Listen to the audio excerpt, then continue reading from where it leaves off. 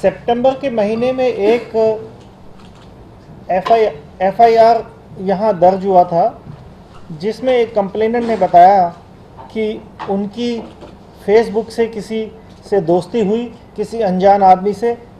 धीरे धीरे वो बात बढ़ी। उसके बाद उसने अपने आप को बताया कि वो शिप में काम करता है और लंदन का रहने वाला है।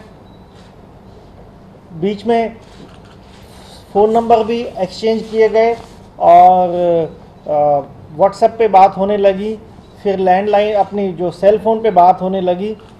सेल फ़ोन पे बात करते वक्त उसने बताया अपने आप को कि उसकी पत्नी मर गई है और उसका बच्चा है और वो बहुत दुखी है और वगैरह वगैरह करके इस लेडी जो कंप्लेनेंट है गोवा में, इनकी सिंपैथी हासिल की।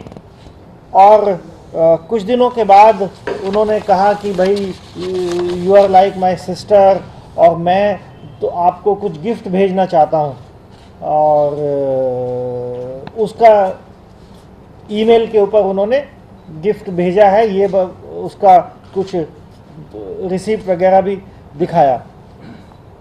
उसके बाद ये कंप्लेनेंट को एक फ़ोन आया इंडिया के नंबर से कि भाई आपका पार्सल आ गया है और कस्टम में पड़ा है और कस्टम में आपको कस्टम फ़ीस देना पड़ेगा 52,000 रुपये।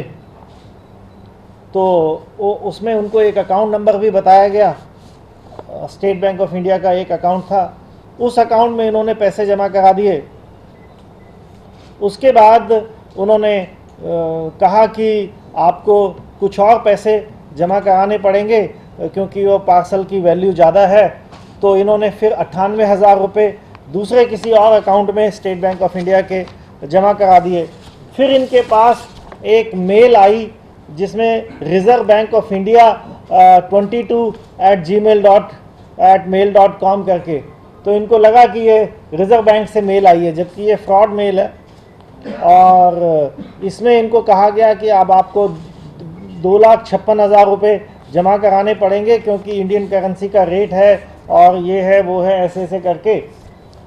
तो इन्होंने जमा कराया। इस बीच उस आदमी से भी बात होती रही कि भाई मैंने इतने पैसे जमा करा दिए। तो इस लेडी ने पूछा ये इतने क्या तुमने पार्सल भेजा है जो मुझे इतने पैसे जमा कराने पड़ते हैं? तो उसने कहा कि भाई 1,60,000 पाउंड मैंने उसमें बॉक्स में डाल के भेजे हैं आपको, जिसकी कीमत 1,60,00,000 के करीब होती है। बिना सोचे समझे कि एक अनजान आदमी जिसको आप मिले नहीं, जिसकी शक्ल नहीं देखी, जिसका फेसबुक पे प्रोफाइल है, वो आपको 1,60,00,000 रुपये भेज रहा है।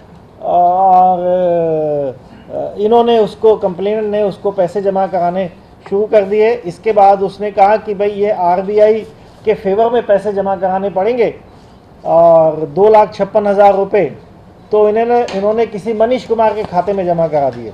ये भी नहीं सोचा कि ये आरबीआई का खाता नहीं है, ये मनीष कुमार का खाता है। क्योंकि ये एक सरकारी नौकरी में एक ऑफिसर है, उनकी पत्नी है, तो इस तरह से जब ये आने लगे तो इनको पैसों की कमी हो गई। तो इन्होंने अपने सोने के जो जेवर थे वो भी गिरवी रख दिए और बैंक से लोन भी ले लिया अलग अलग वजह से। और ये सिलसिला चलता रहा काफ़ी दिनों तक और कुल मिला के इन्होंने करीब 8 लाख से ऊपर की रकम अलग अलग 2-3 खातों में जमा करा दी। और जब ये बैंक में लोन लेने गई तो उन्होंने पूछा ये आप बार बार क्यों लोन लेते हैं? तो उन्होंने बोला कि मेरा गिफ्ट आया है और मुझे गिफ्ट के लिए। तो इमीडिएटली वो बैंक मैनेजर वालों ने इनको बताया कि आप कहाँ फंस गए, इस तरह के फ्रॉड रोज़ होते हैं और आप प्लीज़ चेक कीजिए।